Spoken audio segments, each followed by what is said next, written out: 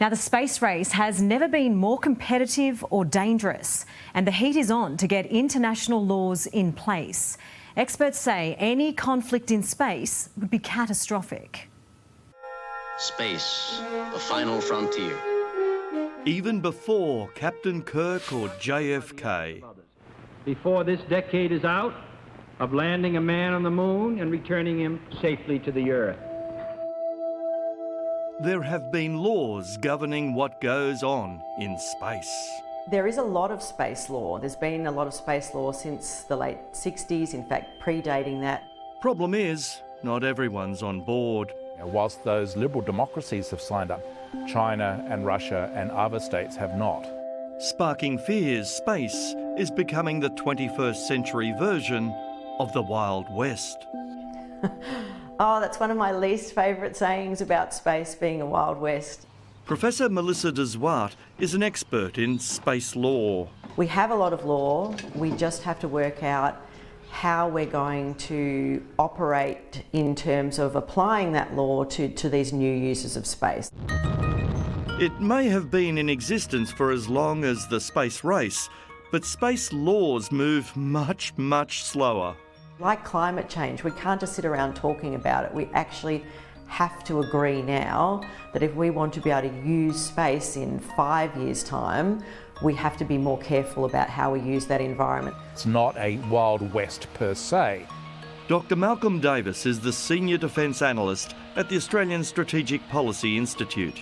If we fail to enforce those laws, or if our measures used to enforce them are ineffective, it could essentially become a lawless frontier. Our entire societies are dependent on space capabilities to function, and those space capabilities are increasingly vulnerable to attack.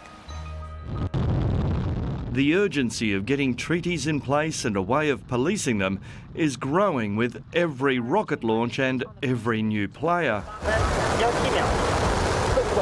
In a major achievement for China's space program, 3 astronauts lifted off to China's newly completed space station on Tuesday. They docked at the station named the Heavenly Palace. It's going to give them all of the training that they need to do what they really want, which is to build a base on the south pole of the moon. The US has for a very long time had technological superiority in the space domain. Now, China has become very, very interested in space and has invested particularly in technologies like hypersonics. And so the sort of technological superiority that the US has had in this domain, there is a concern that in certain areas they are falling behind.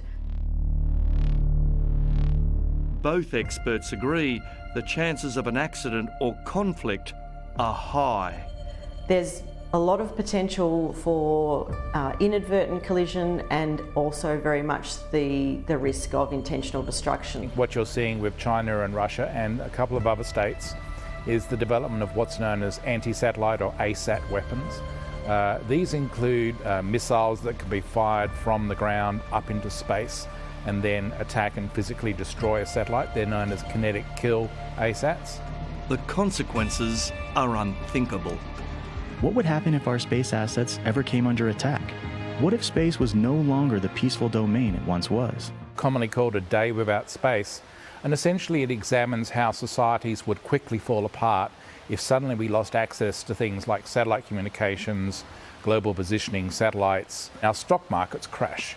Our logistical systems and our ability to get, for example, goods from supplier to market fall apart. Indeed, our entire power generation system would come to a halt. In the past month, 2 senior figures in the US Space Force and the US Space Command have visited Australia for talks. So Australia is a critical space partner for the United States. The United States has established space surveillance capability in Western Australia at Exmouth, which is really important, and we contribute to that. So our star is rising, if you want to say, in terms of space, because we are a critical partner to the US in space.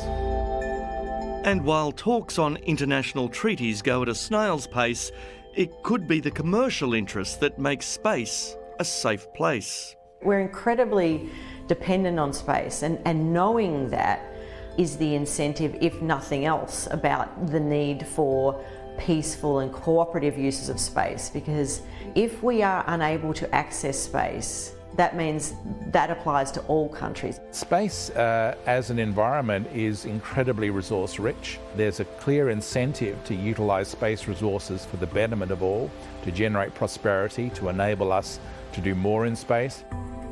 And fulfil the promise made more than 50 years ago.